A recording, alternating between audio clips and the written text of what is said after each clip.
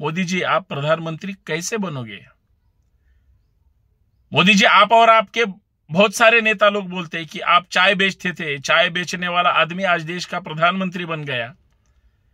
बात तो अच्छी है, बात तो फतेह की है, लेकिन इस देश में जितने भी चाय वाले हैं उनको कभी मिलकर पूछा आप जो चाय बनाते हो उस शक्कर का आज भाव कितना है?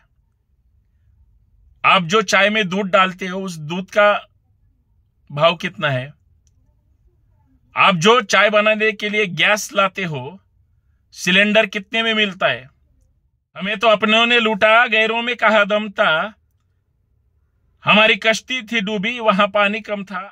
इस देश के हर एक नागरिक के लिए काम करेगा, इस देश के संवैधानिक मूल्यों का जो जतन करेगा उसे ही लोग चुन कर देंगे, और यही लड़ाई की तैयारी है, ये ध्यान में रखो। मोदी साहब प्रधानमंत्री बनना चाहते हैं, फिर एक बार मोदी सरकार के नारे लगाए जाते हैं, लेकिन कभी मोदी साहब को पूछा है इतनी महंगाई बढ़ गई, इतनी बेरोजगारी बढ़ गई, सब बड़े बड़े कारोबार गुजरात लेके गए, कौन सा भी राज्य हो वहां का जो भी कुछ इंडस्ट्रियल प्रॉपर्टी है, कोई सेंट्रल गवर्नमेंट की हो या स्टेट गवर्नमेंट की हो, उसे भी बेच डाला।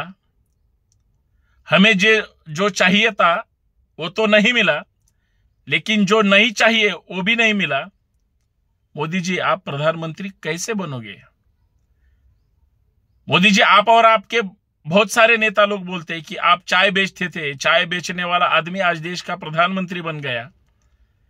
बात तो अच्छी है, बात तो फतेह की है, लेकिन इस देश में जितने भी चाय वाले हैं उनको कभी मिलकर पूछा आप जो चाय बनाते हो उस शक्कर का आज भाव कितना है? आप जो चाय में दूध डालते हो उस दूध का भाव कितना है? आप जो चाय बनाने के लिए गैस लाते हो सिलेंडर कितने में मिलता है? मोदी जी और मोदी जी के नेता कार्यकर्ता हो, एक बार उसी चाय वाले को जाके पूछो।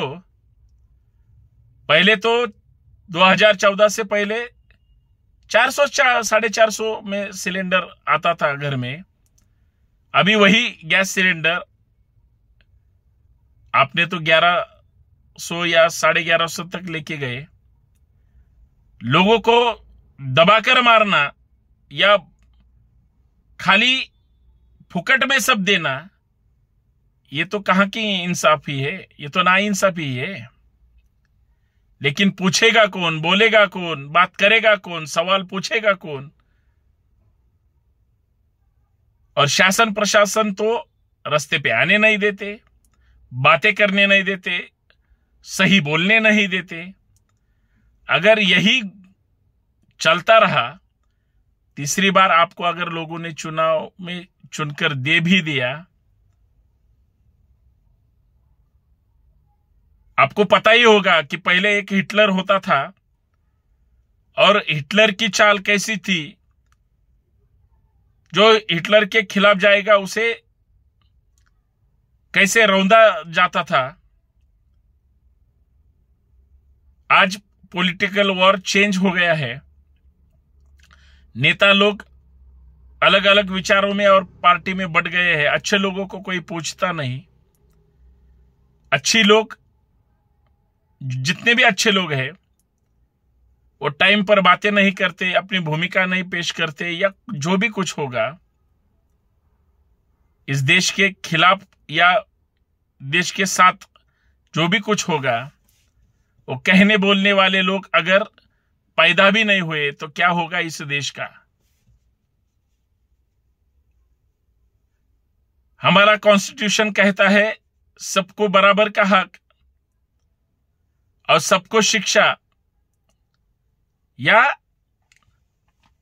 सबको अभिव्यक्ति स्वातंत्र्य अगर दिया गया है, मिल गया है, तो हमारा संविधान हमें बोलने की, बात रखने की और इस देश को आगे ले जाने के लिए, स्वतंत्र इस भारत को मजबूत करने की भी सहायता करता है या साथ रहता है, तो लोग क्यों नहीं रहते? कुछ लोग बोले कि मोदी साहब प्रधानमंत्री 400 पार तक तो नहीं जाएंगे, लेकिन 180 190 तक भारतीय जनता पार्टी और उनका युति शासन है वो पार करेगा। लेकिन जो कुछ लोग गए हैं, अगर वो चुनाव में चुनकर नहीं आए, उनका क्या होगा? लोगों को सबको पता है कि अगर संघर्ष करोगे, अगर बातें करोगे, अगर जो मिलना चाहिए उसे मांग लेने की जिसमें हिम्मत है, ताकत है, वही लोग लड़ रहे हैं। जो नहीं लड़ते वो सिर्फ और सिर्फ बातें करते हैं। मोदी जी हो या राहुल गांधी जी हो, जो भी कुछ नेता है वो अपने और अपने पार्टी के लिए ही काम करते हैं, ये तो सबको पता है। लेकिन देश के लोगों के लिए जो भी कुछ काम करेगा, जो संविधान की भाषा बोलेगा, जो समता समानता की भाषा बोलेगा, जो सबको साथ लेके आगे जाने की बातें करेगा, उसे ही लोग चुनाव में चुनकर देंगे। इस देश का किसान खुश नहीं है, इस देश का आम आदमी खुश नहीं है, इस देश का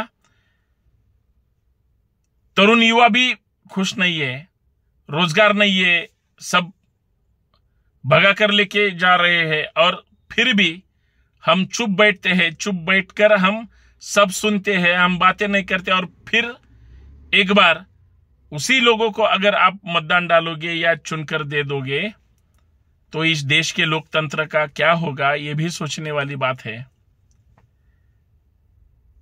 हमें तो अपनों ने लूटा, गैरों में कहा दम था, हमारी कश्ती थी डूबी, वहां पानी कम था। ऐसा लोग कब बोलेंगे?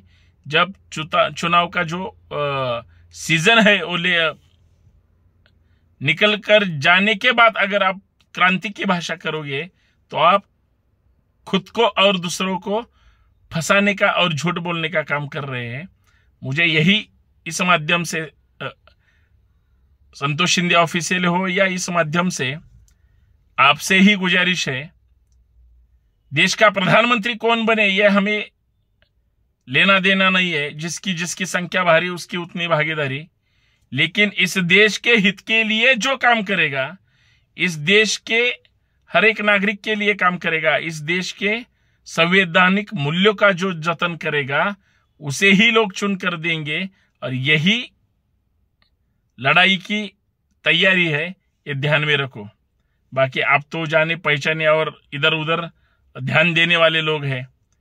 मेरी एक ही दरख्वास्त है, मेरी बातें अगर आपको अच्छी लगती है, अगर आप अपना ही दिमाग खुद का चलाकर इस देश को बचाने का काम करोगे और प्रतिक्रिया देने का काम करोगे, तो ही सब एक इकट्ठा मिलकर इस देश को बदल सकते हैं। यही मुझे इस माध्यम से कहना है। धन्यवाद। जय जिजाऊ, जय शिवराय।